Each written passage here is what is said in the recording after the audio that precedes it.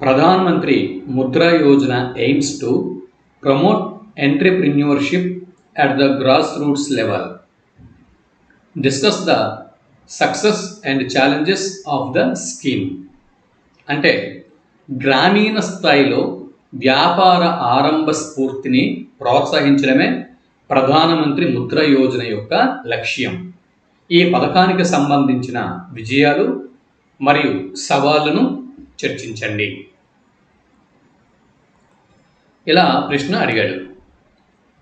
మనం ఏపీపీఎస్సీ అవ్వచ్చు, టీజీపీఎస్సీ అవ్వచ్చు, గ్రూప్ 1 మెయిన్స్ ఎగ్జామ్లో ప్రశ్న ఏమడినా కూడా 200 నుంచి 250 పదాల మధ్యన జవాబు అనేది మనం అంటే ఈ పదాల్లో మాత్రమే జవాబు మనం రాయాల్సి ఉంటుంది. Minimum 200, maximum 250. ఇది ఈ మధ్య పదాలు అనేవి ఉండాలి. 200 నుంచి 250 పదాలలో ప్రశ్నకి జవాబు అనేది రాయాల్సి ఉంటుంది. కాబట్టి ఇక్కడ మీరు చూడొచ్చు, జనరల్ ఎస్ఏలో అయినా కూడా ఈ ప్రశ్న అనేది రావచ్చు. అంటే మీకు పేపర్ 1 జనరల్ ఎస్ఏ అందులో ఈ ప్రశ్న రావచ్చు. లేకపోతే మనకి అర్హత పరీక్షలు ఉన్నాయి, అర్హత పేపర్లు జనరల్ ఇంగ్లీష్, జనరల్ తెలుగు ఉన్నాయి. అందులో ఫస్ట్ సెక్షన్ మనం తీసుకుంటే ఇక్కడ మీరు చూడొచ్చు, general English example general English. ఈ జనరల్ ఇంగ్లీష్లో ఫస్ట్ సెక్షన్ ఎస్ఏ రైటింగ్ అనేది ఉంది. ఎస్ఏ రైటింగ్ అనేది మనకి ఇక్కడ కనిపిస్తుంది. అలాగే జనరల్ తెలుగు వాల్ఫే పేపర్లో అందులో కూడా ఫస్ట్ సెక్షన్ వ్యాస రూపం అంటే జనరల్ ఎస్ఏ అనేది రాయాల్సి ఉంటుంది. సాధారణ వ్యాసం అనేది రాయాల్సి ఉంటుంది. అంటే 5 వ్యాసాలు ఇస్తాడు. 5 వ్యాసాల నుంచి ఏదైనా ఒక వ్యాసం అంటే ఏదైనా ఒక ప్రశ్నకి అంటే 5 ప్రశ్నలు అడుగుతాడు. ఈ 5 ప్రశ్నల్లో ఏదైనా ఒక ప్రశ్నకి 200 నుంచి 250 పదాల మధ్య జవాబు రాయాల్సి ఉంటుంది. ఇంగ్లీష్ అయితే జనరల్ ఇంగ్లీష్ అయితే ఇంగ్లీష్లో రాయాల్సి ఉంటుంది. జనరల్ తెలుగు అయితే తెలుగులో రాయాల్సి ఉంటుంది. అదే general essay or Indian economy ఇంకేదైనా సబ్జెక్ట్స్ అంటే మిగిలినటువంటి పేపర్లు మీరు ఏ మాధ్యమంలో జవాబులు రాయాలి అనుకుంటారో ఆ మాధ్యమంలో జవాబులు రాయాల్సి ఉంటుంది. ఇదనమాట. అయితే ఇప్పుడు మనం విషయంలోకి వద్దాం.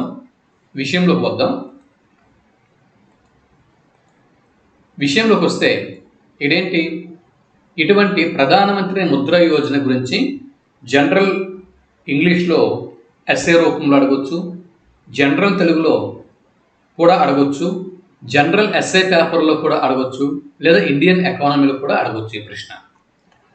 కాబట్టి దీనికి జవాబు ఇప్పుడు మనం పరిశీలన చేద్దాం. ముందుగా ఇంట్రడక్షన్. ఈ ప్రశ్నకి ముందుగా మనం ఇంట్రడక్షన్ అనేది రాయాల్సి ఉంటుంది. దీన్నే పరిచయం లేదా ఉపోద్ఘాతం అని అంటాం. ప్రధానమంత్రి ముద్ర యోజన, దీన్ని షార్ట్కట్లో PMMY అని చెప్పి అంటాం. ప్రధానమంత్రి ముద్ర యోజన 2015వ సంవత్సరంలో ప్రారంభమైంది. ఇది చిన్న మరియు సూక్ష్మ వ్యాపారాలకు బ్యాంకింగ్ రంగం ద్వారా కొలెటరల్ ఫ్రీ రుణాలు అందించడం లక్ష్యంగా పెట్టుకుంది. కొలెటరల్ ఫ్రీ అంటే అనుషంగిక రుణాలు అని అర్థం. అనుషంగిక రుణాలు అని చెప్పి అర్థం. కొలెటరల్ అంటే అనుషంగిక అని అర్థం. అనుషంగిక రుణాలు అందించడం లక్ష్యంగా పెట్టుకుందన్నమాట. ప్రధానమంత్రి ముద్రా యోజన PMMY 2015లో ప్రారంభమైంది.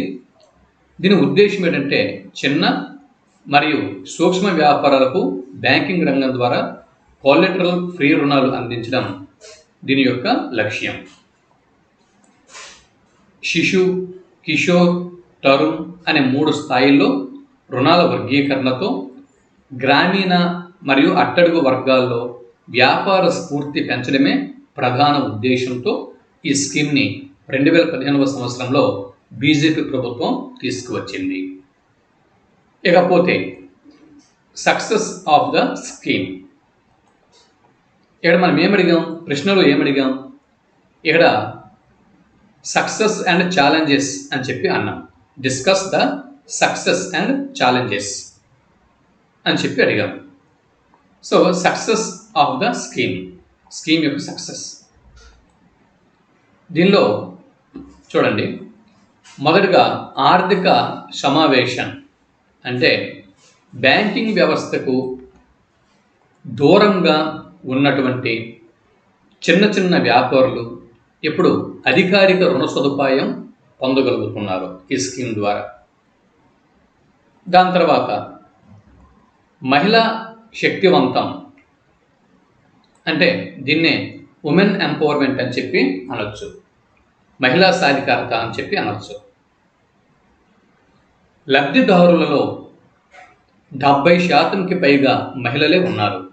ఈ పిఎంఎంవై లబ్ధిదారుల్లో 70% మంది పైగా, అంటే 70% పైగా మహిళలే ఉన్నారు. ఈ విషయం మనం ఇక్కడ నోట్ చేయాల్సి ఉంటుంది. 70% పైగా మహిళలే ఉండటం వల్ల మహిళా స్వయం ఉపాధికి ఈ పథకం దోహదపడింది.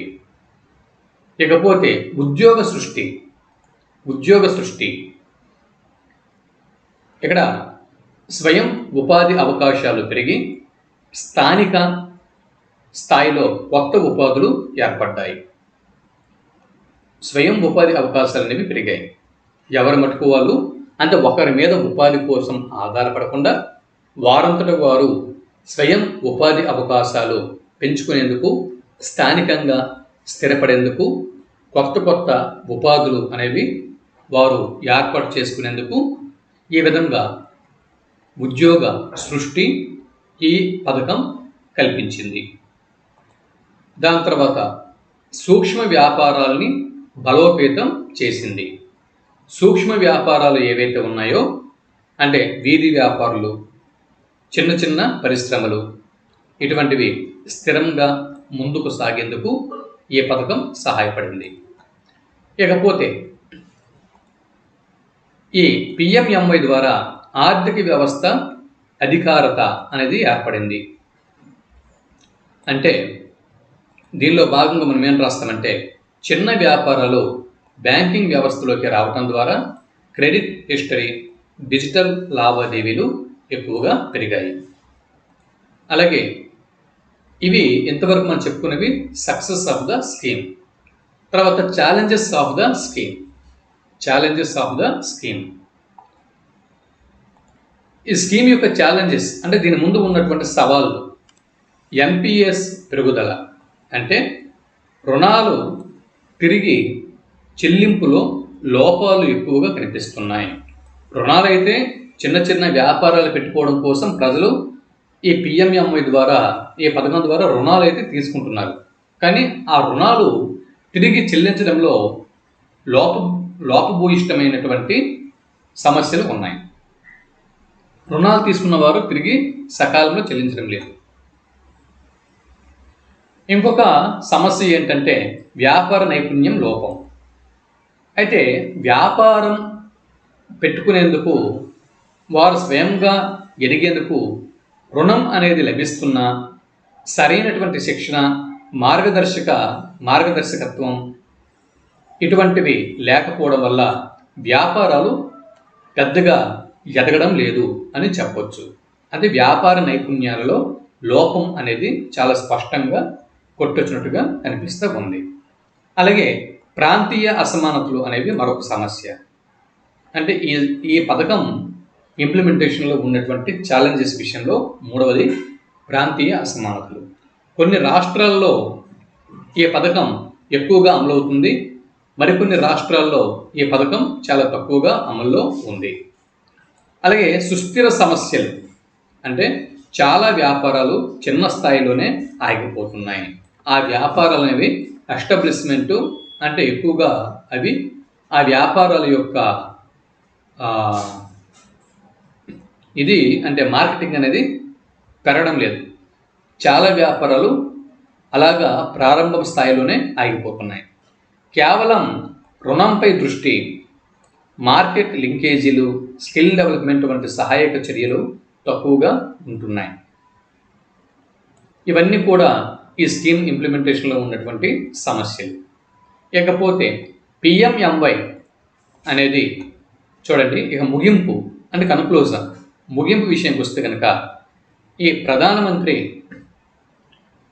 ముద్రా యోజన పిఎంఎంవై అనేది చిన్న వ్యాపారాలు, మహిళలు, అట్టడుగు వర్గాలకు ఆర్థిక అవకాశాలు కల్పించడంలో ముఖ్యమైనటువంటి అడుగు అని చెప్పొచ్చు. అయితే దీని విజయాన్ని నిలబెట్టుకోవాలంటే ఉద్యమ శిక్షణ, నైపుణ్యాల అభివృద్ధి, మార్కెట్ ప్రాప్తి వంటి అంశాలని పటిష్టం చేయాల్సి ఉంది. స్టార్టప్ ఇండియా, స్కిల్ ఇండియా వంటి ఇతర కార్యక్రమాలతో అనుసంధానం చేస్తే ముద్రా యోజన గ్రామీణ స్థాయి వ్యాపార స్ఫూర్తిని మరింతగా బలోపేతం చేయగలదు. ఇది ఇక్కడ చూడండి సార్, ప్రశ్న దీనికి జవాబు అయిపోయిందా అని మీరు అనుకోవచ్చు. మనం ప్రిపేర్ అవుతున్నది ఏదో 10th క్లాసు లేదా ఇంటర్మీడియట్ లేదా డిగ్రీయో ఒక అకాడమిక్ ఇయర్కి సంబంధించినటువంటి సబ్జెక్టులు మనం ప్రిపేర్ అవ్వట్లేదు. ప్రిపేర్ అవుతున్నది గ్రూప్ 1. ఎందు గురించి అంటే ఈ ప్రశ్న వస్తుందో లేదో తెలియదు మనకి, అర్థమవుతుందా? ఇదే ప్రశ్న మనకి వస్తుందో రాదో తెలియదు, ఒకటి. రెండోది ఏంటంటే ఒకవేళ తర్వాత మనకి పేపర్లో ఎన్ని పేపర్లు ఉంటాయి, మనం ముందుగా ప్రిలిమ్స్ ఫాలో అవ్వాలి. ప్రిలిమ్స్ క్వాలిఫై అవ్వాల్సి ఉంటుంది. ప్రిలిమ్స్ క్వాలిఫై అవ్వాలంటే ప్రిలిమ్స్కి వ్యాస్ట్ ఆఫ్ నాలెడ్జ్ అనేది మనం గ్యాదర్ చేయాల్సి ఉంటుంది, అవునా? వ్యాస్ట్ ఆఫ్ నాలెడ్జ్ గ్యాదర్ చేసిన తర్వాత ప్రిలిమ్స్ సక్సెస్ అయిన తర్వాత మెయిన్స్లోకి వెళ్తాం. మెయిన్స్లో జనరల్ ఇంగ్లీష్ రాయాల్సి ఉంటుంది.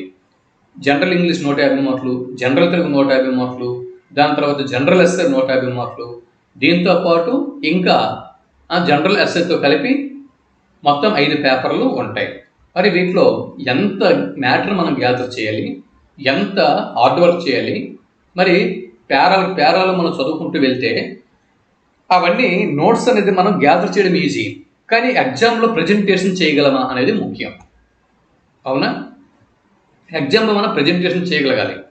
సో ఒక క్వశ్చన్ పేపర్లో అన్ని ఏరియాలు కూడా మనం అటెంప్ట్ చేయగలగాలి. అన్ని మొత్తం 7 పేపర్లు, ఏవి? జనరల్ ఇంగ్లీషు, జనరల్ తెలుగుతో కలిపి మొత్తం 7 పేపర్లు.